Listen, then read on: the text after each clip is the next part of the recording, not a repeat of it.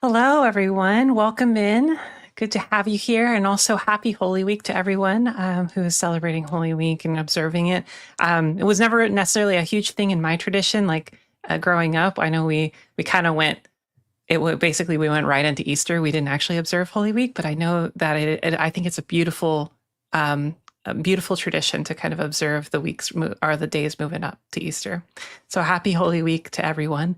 And then as we get started, this week, we're kind of, as we're anticipating Easter in the midst of Holy Week, we're going to be looking at part of the Passion account from John's Gospel, found in John 18, verses 12 through 40. This isn't a beautiful account. Like, the whole account of the Passion is amazing. So if we have time, we may keep going, but we'll see. We definitely wanted to look at these verses, but there's so much in John's account that if there's interest and we have time, we might keep going for a little until the end of the hour if there's time. So as we get started, why don't we start with some introductions? So my name is Micah Melody. My pronouns are she and her. And I am the Director of Community Engagement at Transmission Ministry Collective. I'm Mack Griffith. I'm the volunteer who's been here for a while now. And I have special interest in this passage. I'm completing a PhD in New Testament and writing on trans interpretations of certain scenes in John, including the Passion. So I'm really excited that we're talking about this. I'm going to try not to geek out too much. Please do. That's one of the reasons I was like, hey, Mack, you've been volunteering with in kind of on Bible Study Live a lot, but especially I really wanted you on for this because I know it's you've been writing on it. So that's amazing. Please geek out as much as you want to. Well, thank you. I appreciate it. It's a safe space. And yeah, please geek out. I'm a geek. I love it. Hi, I'm Tara Greer. I use she, he, and they pronouns, and I graduated with my MDiv in 2020, and I've been doing work with the United Church of Christ and Open and Affirming 2.0 work, and I've also been doing a lot of inclusion work in various settings. Happy to be here. Great to have you both here. And also I see Carolyn in the chat. Hi, Carolyn. Carolyn says geeking out and info dumping is always fun. Absolutely agree. So please info dump away. Also, if there are other people who'd like to say hello, feel free to say hello in chat. It's good to have you all here. So as always, kind of our schedule for today, we're going to read through the passage, kind of going section by section. We'll break it up into some chunks that we can talk about. And then feel free to, follow along in whatever version that you have, and share any observations you have in the chat, any questions that you have, anything that makes you, any stories or things that this makes you think of. And we'll be incorporating stuff from the chat in our conversation as well. Before we get started with the passage itself, I think there was some background that I think, Mack, you had for us. Yeah. Just a little bit of sort of maybe some context and a bit of a maybe disclaimer about the Johannine Passion narrative, because if you've engaged a bit with any of the scholarship regarding the Johannine Passion, you know that there's been some anti-Semitic ways that this passage has been used for ever, basically. And so that's something that it's always good to keep in mind, that John's gospel does sort of portray the Jews as the enemies in here. They are definitely antagonists for Jesus. And the way I tend to approach that myself is that I say, yes, that is John's goal, pretty obviously. And maybe that makes sense for John's context, but that doesn't excuse any sort of anti-Semitism now. And we don't have to read it that way, and we don't have to continue bringing that forward, even if it's in the text we're looking at. So I think that's important to keep in mind. And yeah, so like we're going to be starting in verse 12, which is starting with Jesus has already been arrested. But before this, so the beginning of the Passion is betrayal. And Jesus is arrested. He goes out and meets his the soldiers that arrest him, which is a difference between John and the other Gospels, which I think is really interesting, because John's goal here is that Jesus is for sure in control of every single moment within his passion, which I really like. And that for Jesus, the passion in John is a moment of glorification and a revealing of his identity in a really profound way. Yeah, I think that's what else do I have in here? Yeah, before this point, Jesus has been making lots and lots of I am statements throughout the gospel and trying to make it really clear to everybody that he's coming in contact with exactly who he is and who the evangelist would like him to be believed is, which is Messiah and Son of God, with varying levels of success depending on who Jesus is talking about. So this is very much like a big culmination of Jesus has been trying to get his message across for so long, and it doesn't necessarily go over that well in the end. Thanks for that background, Mack. Anything you'd like to add, Tara? Yeah, I do, which is just when I was looking at as I was looking at my Bible commentary, I did see a note that was saying that Annas in this passage is the father-in-law of Caiaphas, and that even though Annas had been like a previous high priest, he still had a lot of influence at the time that this is depicting. So that's some of what's going on with why Annas and Caiaphas are both referred to as a high priest. So I just wanted to offer that tiny bit of context. And if you That's want to really fall helpful. down that rabbit hole, there's so many things you can read about it. Maybe we will, but let's get into the passage first, and then we'll see if we go there. All right. I will go ahead and read our first section for us. This first section, we're going to be reading verses 12 through 18. So I invite you to join along in whatever version that you have with you. I'm reading from the NRSV. So the soldiers, their officer, and the Jewish police arrested Jesus and bound him. First, they took him to Annas, who was the father-in-law of Caiaphas, the high priest that year. Caiaphas was the one who had advised the Jews that it was better to have one person die for the people. Simon Peter and another disciple followed Jesus. Since that disciple was known to the high priest, he went with Jesus into the courtyard of the high priest. But Peter was standing outside the gate. So the other disciple, who was known to the high priest, went out, spoke to the woman who guarded the gate, and brought Peter in. The woman said to Peter, "You are not also one of this man's disciples, are you?" He said, "I am not." Now the slaves and the police had made a charcoal fire because it was cold, and they were standing around and warming themselves. Peter was also standing with them and warming himself. All right. So what, anything that you noticed in this passage, and also you might have had translation differences. One thing that I noticed in the NRSV is guards. They changed it to police, which I thought was interesting. So just an interesting note on translation differences there. But yeah, anything that you're noticing or any questions coming up in this in this section?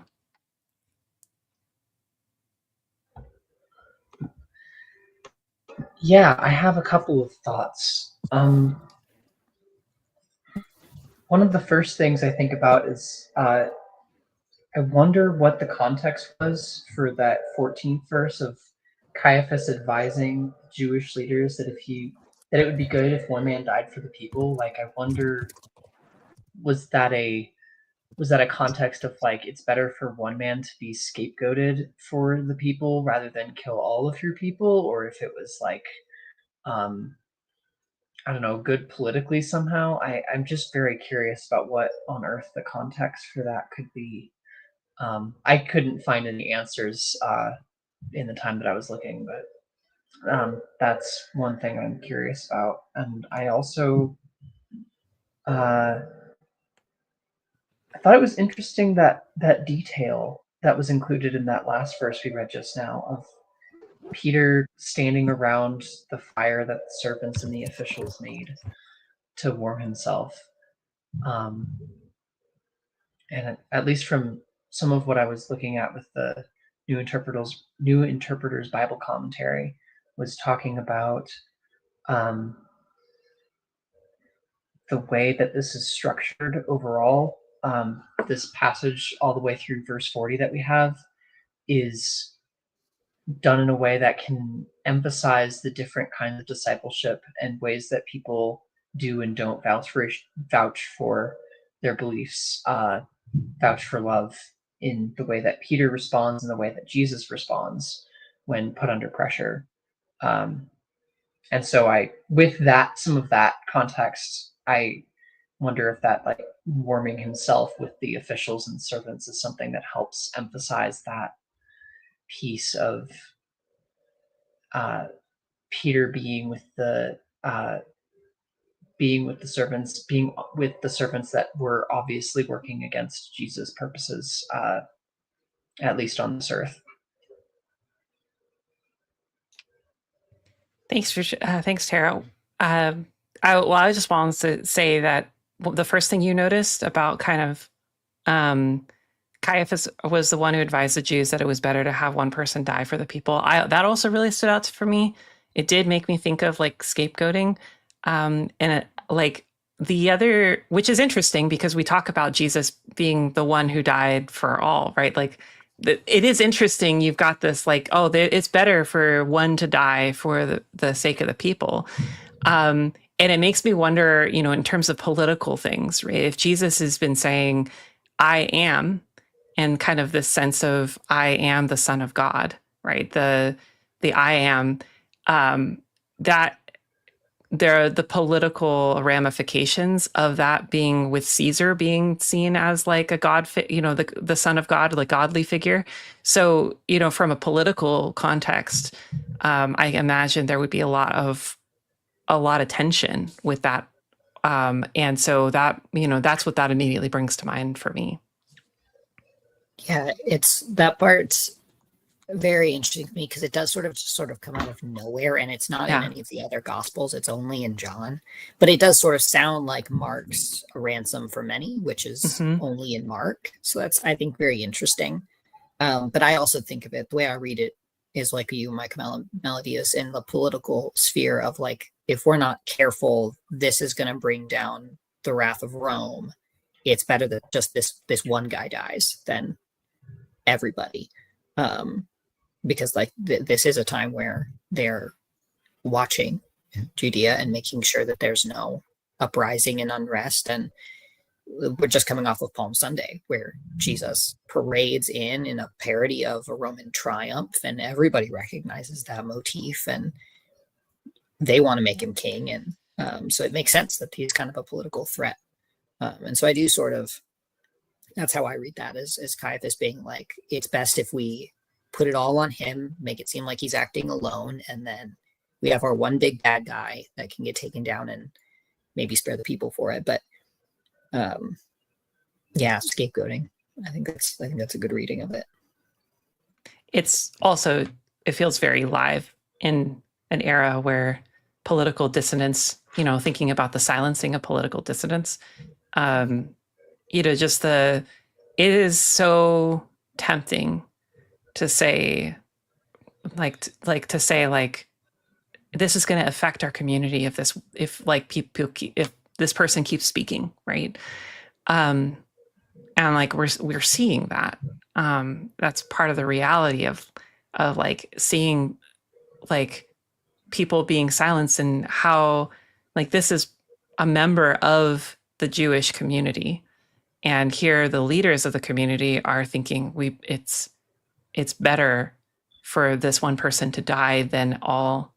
And I can see that logic, like I can see where they're getting there. And also, rather than thinking about, oh, the system that we live under is unjust, like there's something here, let's address the system. It's like thinking about how do we live within this system and try to keep people safe. So I feel the tension. I honestly do, and I can empathize a lot with that tension.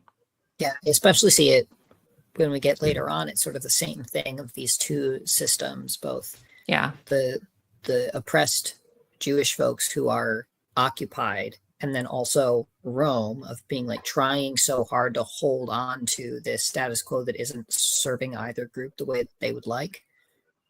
Like Pilate's not going to have as much power as he would really like to have, and the Jews don't have the power that they want to have, but they're all just sort of trying to be like, but if we could just keep it steady. And Jesus is here sort of destabilizing that whole system.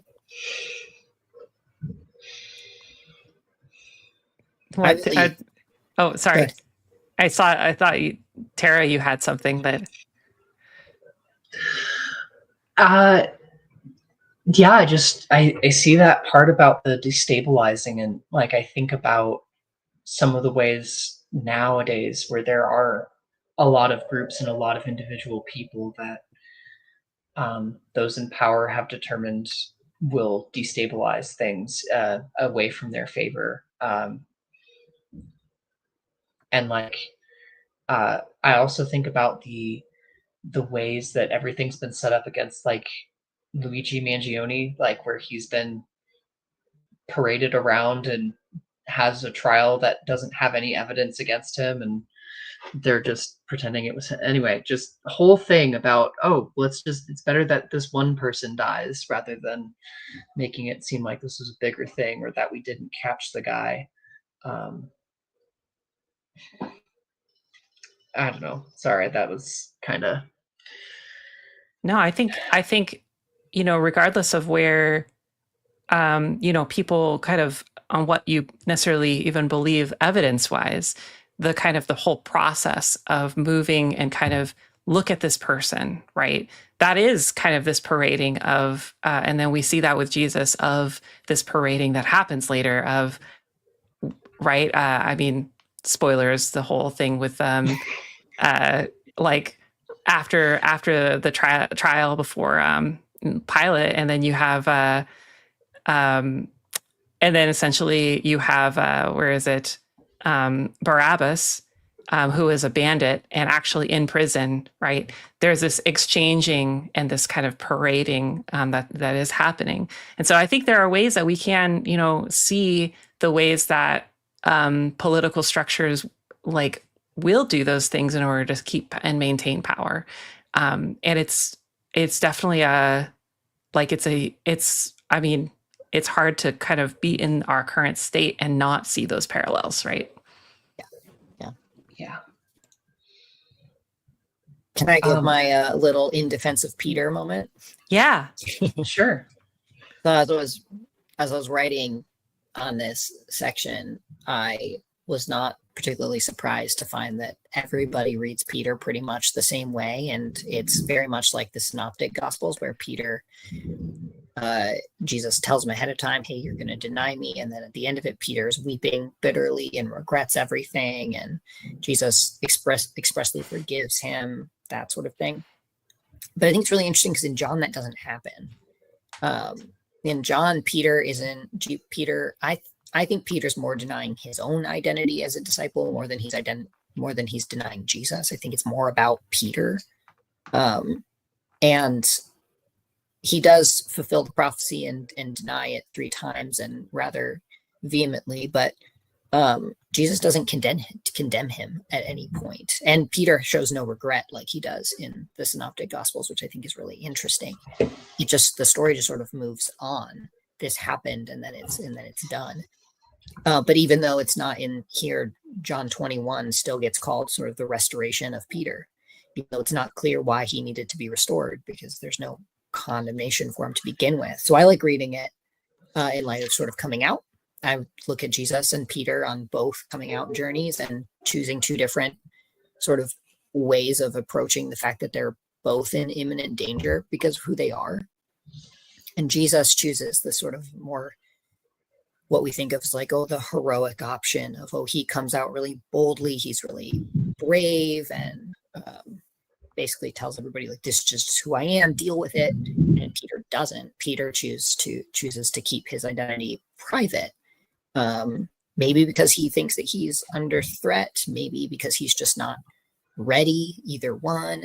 But Jesus doesn't judge him for it, which I really appreciate. And instead, like, if you've read Acts, you know that Peter gets to his out and proud moment. He's going to get there, and he is going to end up dying for it too, but he's just not there yet. So I really like reading it. Instead of sort of making Peter the bad guy and the enemy, I like reading them as both choosing different sort of approaches to managing their own identity in a really hostile environment. Yeah. I think Peter's denial is very relatable. And I think of, for me, I read this, and as I was reading it this time, the thing I was thinking about is the idea of safety. Of here, Peter knows that. Imagine, people showing up, armed guards coming in, and someone's being led away on false charges, and you know that, and you're like following with them, and you're associating with them. Then it is this sense of like, am I safe in this moment? Am I safe to be here? And I don't think people give Peter enough credit for the fact that Peter, even though there might not be the feeling of safety, Peter was still there in the courtyard. Like, Peter was outside the gates waiting, and then was brought in, and then is now here in the courtyard. And there is still, this is a really, really hard, like, moment, and Peter is still wanting to be present, but is not ready. And so I really like that coming out reading. I have not thought of it that way before, but I think, yeah, when we think about in the context of coming out is a matter of safety for, like when, and it's also like, there's questions of, am I safe? Do I feel ready for this? Do I have the support around me to know that I'm going to be okay in this moment, even if it's not fully okay? Am I ready to also take that stand in the future? And I think it's a question. It's a really good question to ask ourselves. Yeah, there's a persistence of identity there. Like you're saying, like he's still stayed. He's still there. And he's still a disciple. Whether or not he's willing to proclaim it to the world, he is still a disciple. That's still an identity that he holds. He's not giving that up. He's just going stealth for a little while. Which been there of just like, I'm gonna choose to keep that to myself for the moment, and now doesn't feel like the time and doesn't feel like the place. And there's one of the church fathers, Cyprian of Alexandria, actually, there's like only two people who read Peter in anything other than a judgmental way, but he says that Peter denies his discipleship out of love for Jesus, wanting to be able to stay in proximity and knowing that if he were to agree that he's a disciple, he would get removed from the area, if not arrested himself, and he couldn't be there for Jesus if that happened. And so there's also this thing of he is maybe sacrificing something of his own identity and his own, maybe he would prefer to be able to be out, but he knows that for the work that he wants to do right now, it's best, and he'll be able to do that better if he's quiet. Yeah, that's a really interesting read. Do you have any thoughts on this, Tara? I'm enjoying this reading a lot, especially because, like, even in the reading that I had of him, I was still reading a lot of like the ways that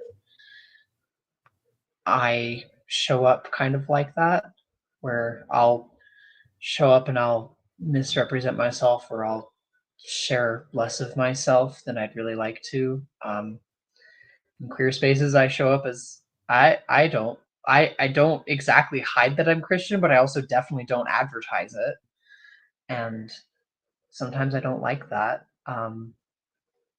Sometimes I don't like that I feel like, oh, I'm just gonna be stealth with my amount of transness and just say, yeah, she, her, I'm not trans.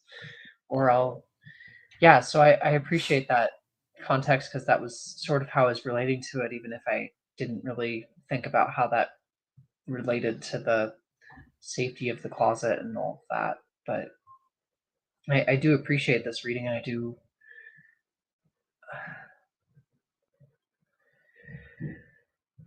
don't know.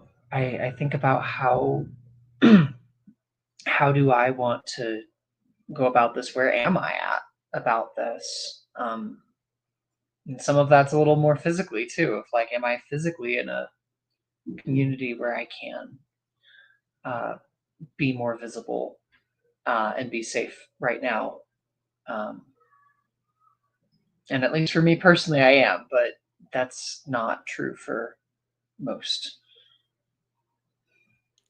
You're kind of the idea or the thought of Peter maybe even denying to be able to stay to be able to stay present to what's happening. It just, for me, that actually hit home a lot for me, because when I was first kind of coming out, and at the time I was at Fuller's seminary, and I presented like femininely, right, on video. I was beginning my transition.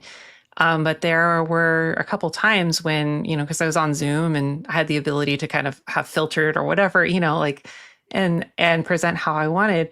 There were a couple times when I had these moments of like, do I share about my gender journey because it's like really relevant in this moment? And do I like come out and have these conversations? Or do I just don't, is it better for me to stay silent in this moment, to be able to continue to be here for the ability to like build these relationships? And so it was that crossroads. Every single class felt different. It was like, am I going to be out to this class? Am I not going to be out to this class? It kept going back and forth. And so I just, so that really hit me as you were just talking about that. And I think it's something that we have to kind of wrestle with.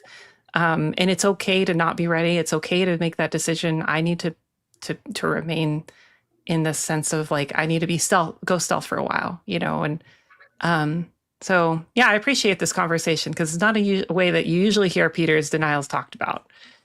It's like, oh my gosh, Peter, how could you? I would never. Like, are you really, do you really think that you would never? Like, I feel like a lot of people who make that comment might not have had to be in any situation where that they can relate to that feeling of like, are you safe in this moment? Yeah, if you want to read it, go ahead. Sorry.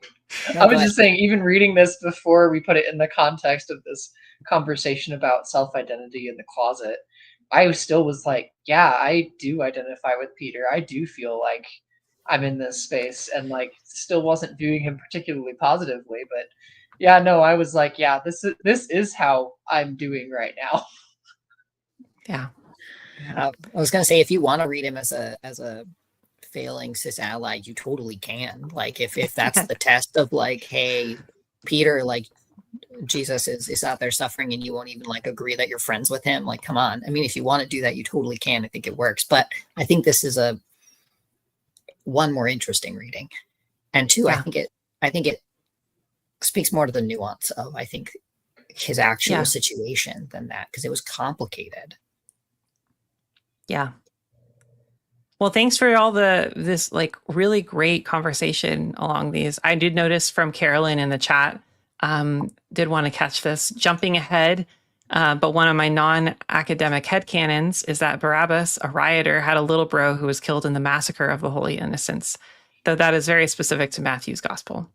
And so the politics of Barabbas versus Jesus are both as activists. Yeah, I mean, I do. I've heard kind of people talk about Barabbas as a potential other person that had a different method of. So thank you for that. And we're going to hopefully get to Barabbas and be able to talk a little bit more about him.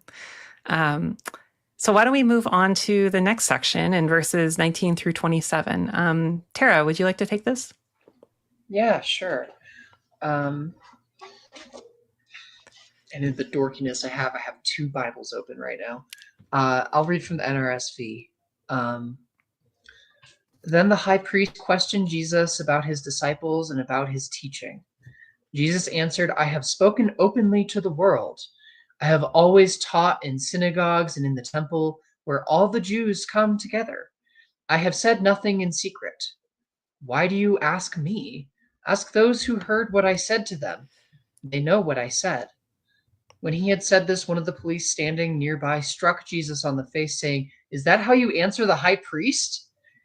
Jesus answered, If I have spoken wrongly, testify to the wrong. But if I have spoken rightly, why do you strike me?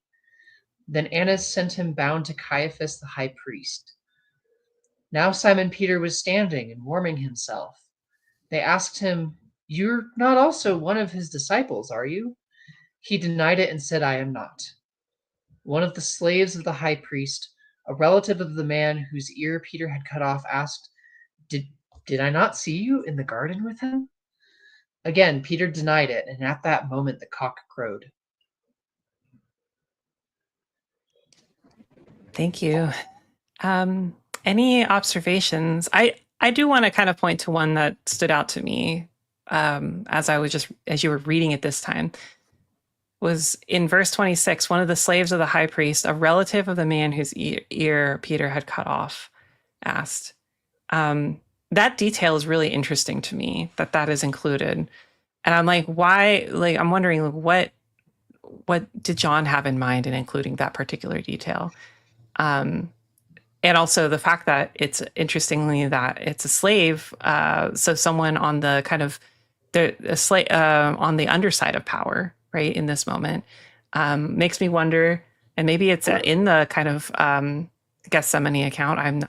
I don't know, but is the person who Peter cuts off the ear, is that person also a slave? And it makes me think of kind of the dynamics of who's getting hurt in this kind of the struggle for power in this moment. Yes, Malchus, the guy whose ear got cut off, is listed as the high priest's slave. Okay, yeah. So it's like even so here is this kind of this additional level of complexity here of Peter is trying to defend Jesus up against against a threat of violence, but then the violence that gets enacted ends up being kind of at someone who's on the underside of the kind of power structure of the day, right? So that is really interesting.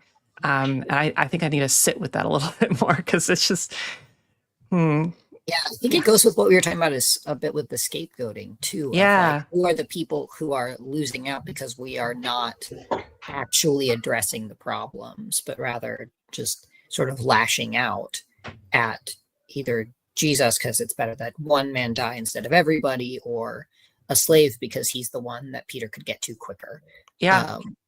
And so I think that's interesting along the lines of like, yeah, who's getting hurt, and is it actually doing anything to sort of solve the problem or prevent anything, or are we just lashing at it whoever's easiest?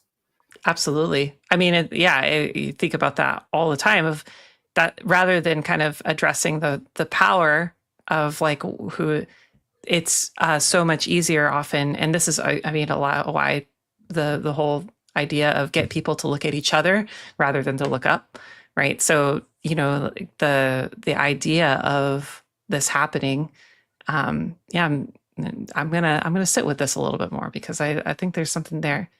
That's very I'm gonna also really quickly note from Carolyn, I find it interesting how Peter's third denial is also, in a way, a denial of his violence with the sword,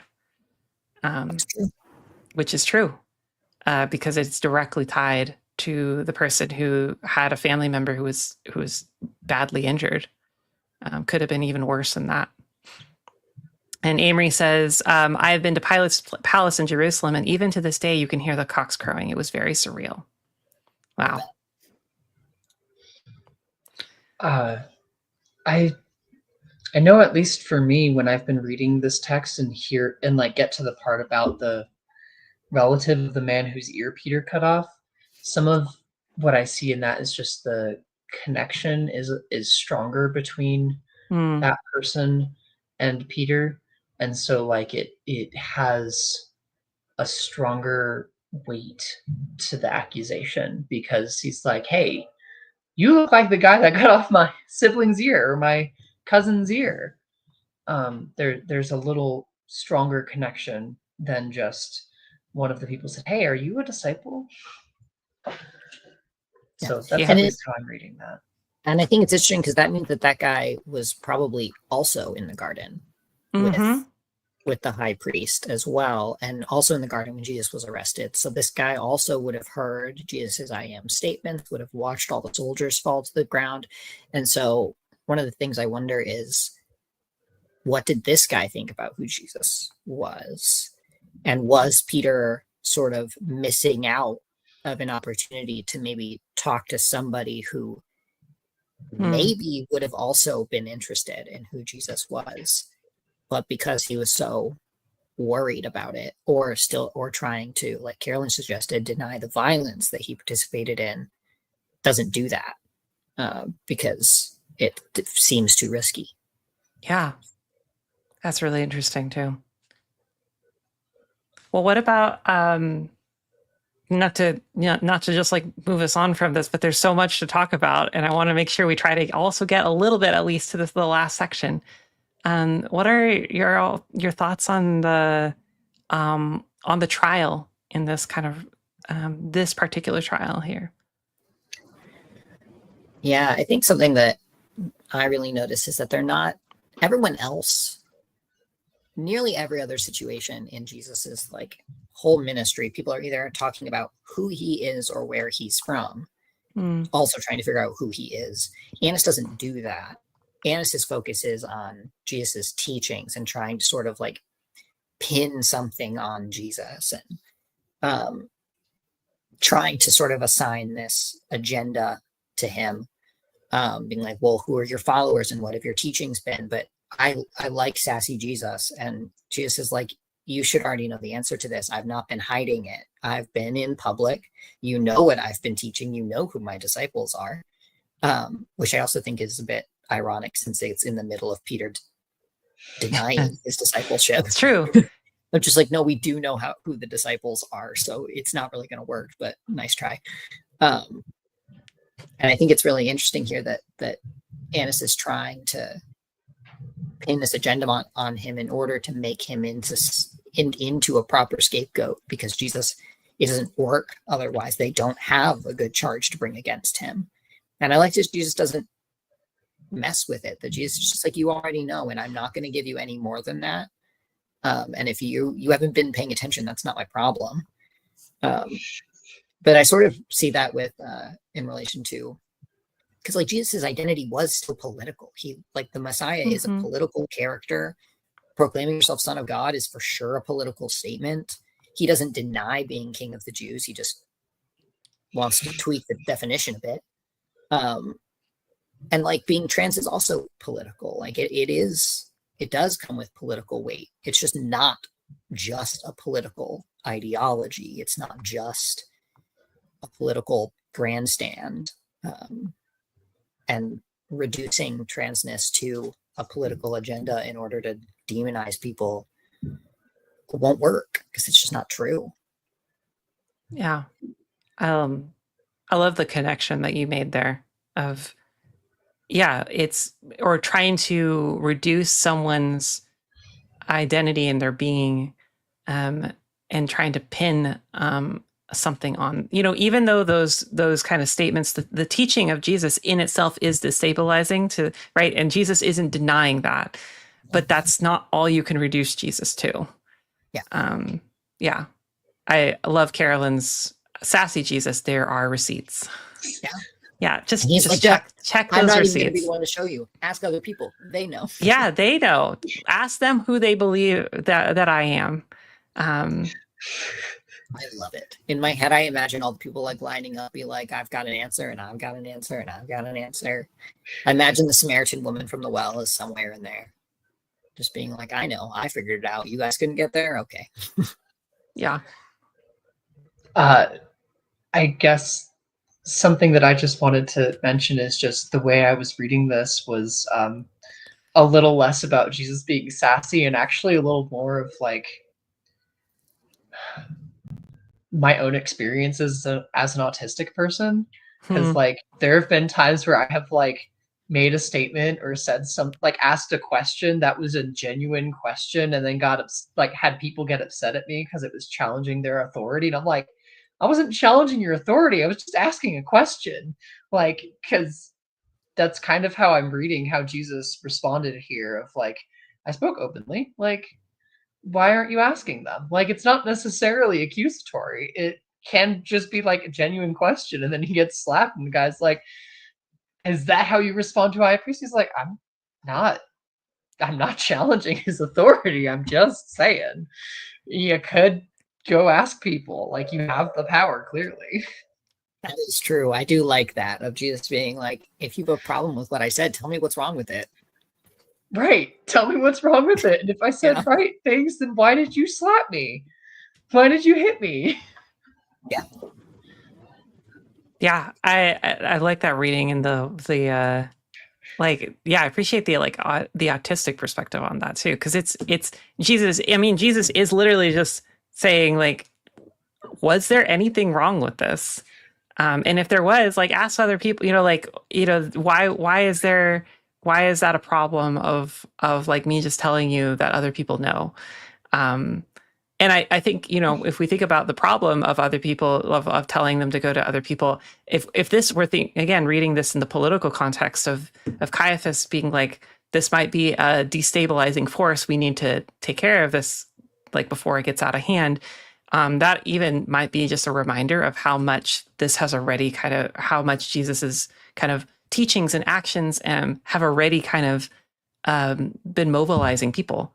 And so that could be that reminder of the political, all the political kind of destabilizing and the challenges to the system that have already happened. Well, I want to make sure that we get to the last few verses here. Any final kind of observations or any comments on this before we move to the last portion? No, I just feel a little bit bad for Caiaphas that he didn't even get a word in. They just it's actually true. Yeah, noting that in John, yeah, there's no Caiaphas here. Huh. He apparently had nothing new to say. Well, with that, I see from really quickly, Amory says, the convergence of religious and political powers in the face of Jesus's countercultural teachings have finally caught up. Yeah, caught up with him. It's true. I mean, there is a lot of countercultural, political kind of, and also countercultural religious like content as well. So thinking about just the systems of power, definitely. Well, Mack, would you mind reading the last verses of the chapter? Sure. We're apparently staying in RSV the whole time because that's what I've got in front of me. So perfect. All right. Then they took Jesus from Caiaphas to Pilate's headquarters. It was early in the morning. They themselves did not enter the headquarters so as to avoid ritual defilement and be able to eat the Passover. So Pilate went out to them and said, "What accusation do you bring against this man?" They answered, "If this man were not a criminal, we would not have handed him over to you." Pilate said to them, yes, that's how I respond to that as well. Pilate said to them, "Take him yourselves and judge him according to your law." The Jews replied, "We are not permitted to put anyone to death." This was to fulfill what Jesus had said when he indicated the kind of death he was to die.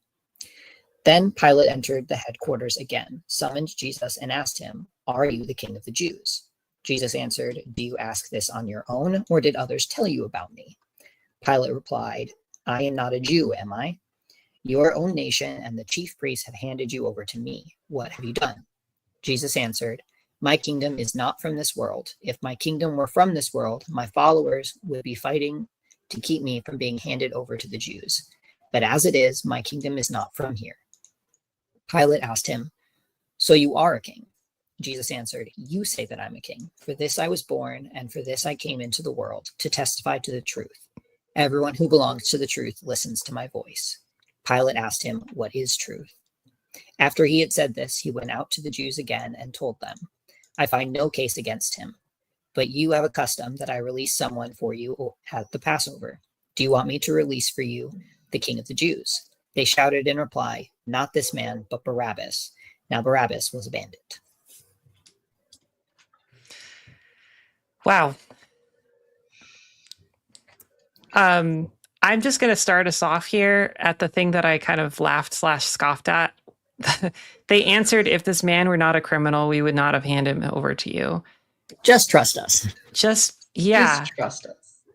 Which is that doesn't sound like anything right now. Oh my God. Hitting really close to home there. The idea of we are telling you he is, and we want you to kind of we wanted you to execute him. We can't do it. So we're handing him to you because we say that he already is. That's wild. Yeah. And it's really interesting. There's some talk about this scene and it's one of the many sort of trial scenes in John. There's a lot of them that are sort of set up as these trial scenes. One being the man born blind in John 9, which I think has a lot of really cool parallels with this story. But the thing that is sort of happening here is there's these two laws that they're trying to navigate between, because there's Jewish law for which blasphemy, there's dogs losing their minds outside, so sorry if you can hear that. But there's blasphemy, which they want to accuse him of, but that's going to get them nowhere with Roman law because they don't care. That's a religious issue, you handle it yourself. So they can't really accuse him of blasphemy, but they don't have anything else yet that they can sort of accuse him of. They haven't gotten to that Son of God thing that they will get to. That is that accusation works because there's that Caesar connection. They mean it in more of a blasphemous way, but for Pilate, that will work. That could work for condemnation because that makes him like Caesar. And so these two laws between Roman law and Jewish law are sort of in conflict. And they're trying to get what they want and trying to find the way to phrase the accusation, the thing to accuse him of that'll work, which I think it's wild to read, where they're just trust us. He's not good. You wouldn't like him either. Just trust me. Yeah. It's interesting. Thank you for the context also too of the navigating between the two different laws and the two different legal codes. Because I imagine that is a really complex thing. But it's really kind of crazy that they are trying to pin something on Roman law, and they can't find anything yet. And that's where we get kind of, Pilate being like, "Are you king of the Jews?" Because that would have been against Roman law. But Jesus's response is fascinating. I like it. I read it as sassy Jesus again. You're the one saying it. You're misunderstanding what I mean by that, but you're the one saying it. I also find it interesting because I have normally heard it that way, but this reading, I actually got that Jesus isn't a king the way we understand kings. Mm-hmm. And so I'm reading a lot of so this is, you say I'm a king, I say I have a kingdom. That's not the same thing. I'm not a king. And yeah, so I that's some of what I'm reading into it this time around, of like there's much more of that servant piece he's kind of implying, for how he serves the people instead of being the one who determines what the people can and can't do. Yeah. Yeah. And Jesus does things like that quite a bit when people sort of assign these titles to him, and they're like not wrong, but they're not right either. And so Jesus clarifies those things a lot with like, well, you're calling me Messiah, but you're expecting like a militaristic, you're expecting a political victory here. And that's not what I mean by that. You're calling me a king, but again, you're thinking that I'm going to take some sort of political route to go somewhere or usurp Roman authority, and I'm not going to do that. And so I think there's a lot of sort of putting on Jesus, like what I think your identity must mean about you, and Jesus saying you're not getting it. Like you're adding a lot more than what I'm telling you. I think it's just really so poetic with where we are currently, of like trans people are this, queer people are this, and the word trans comes with all of these extra things of like, you know, all of the villainizing. I don't need to repeat all of it, all the villainizing that we're all aware of. And most of the time we're all be like, where did you get any of this? All I said was I'm a man. That's all I said. You're the one who added all of that stuff. Yeah. The reading of expectations onto something or onto someone.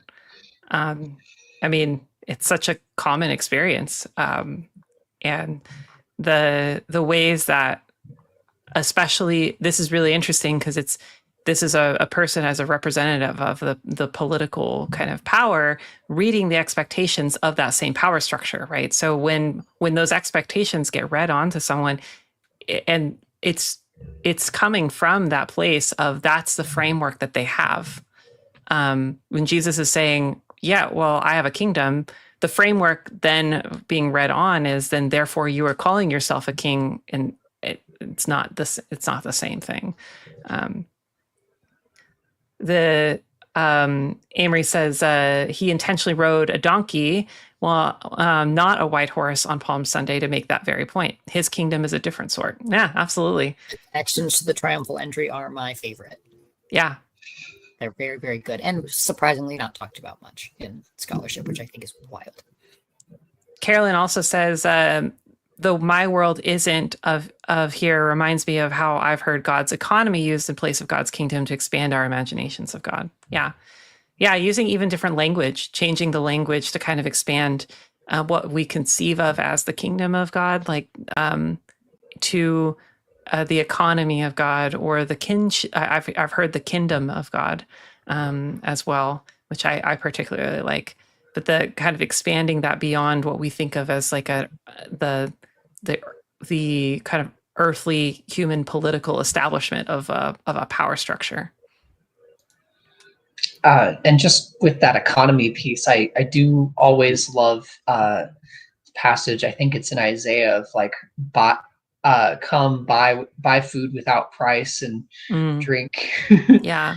And I love that vision of God's economy of you don't actually need to prove your worth to get these things. You just have them. Anyway, that's totally an aside. No, I think it's related. Yeah. Yeah. And I also just noticed Amory from earlier said, I have recently heard some ex-evangelicals describe pro-Trump evangelicals as having chosen Barabbas over Jesus, which is really interesting. Kind of going back to, I think it was Carolyn's point of them both being kind of potentially seen as activists in some way, of advocating for a different kingdom, or the kingdom of God, where Barabbas might have been like agitating and like in the kind of hard power sense. Yeah, I mean, I could totally see that analogy being pulled. Yeah, he's not a bandit in every gospel. Yeah. In one, he's an insurrectionist. In one, he's a murderer. And this one, he's a bandit. I think in Luke, he's a thief. So he's many, many, many different things. And at least one of those, he is considered a violent insurrectionist. And so I do think, which let that, play out as it will. Yeah. Yeah.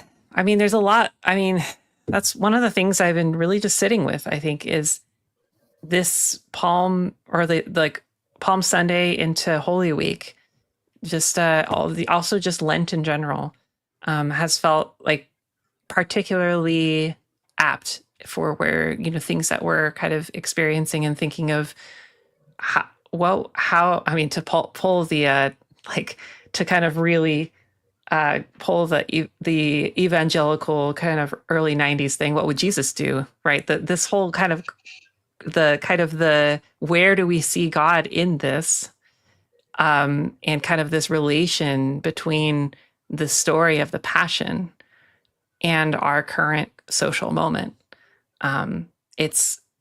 There's a lot to kind of chew on here, and I think we could probably keep talking about it for hours. Yeah. One more thing. Yeah. Carolyn says, I love how in Matthew he is Jesus Barabbas. Barabbas means son of the Father. Yeah, son of Father versus like son of man is a really cool juxtaposition. Yeah, very, very cool. Well, as we kind of come to a close for today, I would say there's a lot to kind of keep holding on to and to continue mulling over and talking about. But what is one key takeaway for you that you're kind of walking away with? I will say for me, as I've just been thinking about this the entire time, and I can't stop thinking about it, is the reading of Peter's denial is just not being ready to come out. I think that reading is going to sit with me for a while, because I think there is some that makes Peter's actions so much more relatable, and also makes me wonder, could we really even have this judgment on Peter when so many of us probably in the same situation? It would be hard to not choose that option. And that might be the safest option in the moment, to continue for Peter to do what Peter needed to do later. I love that there's no judgment in that.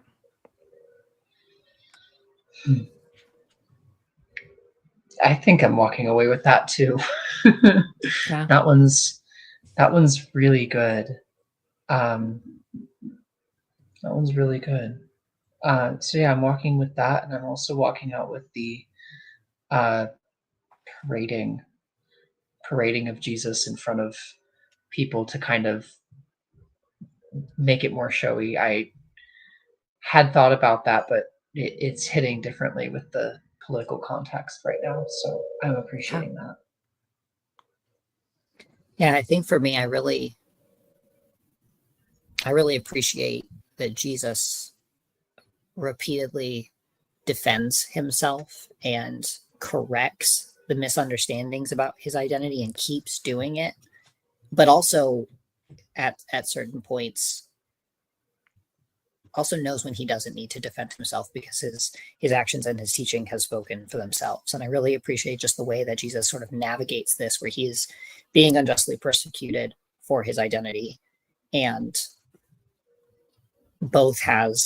has both responses of, no, I want you to get this right. This is who I'm saying I am.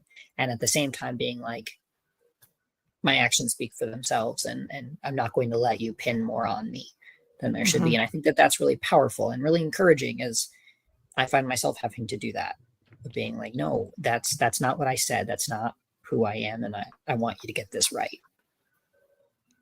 Amazing.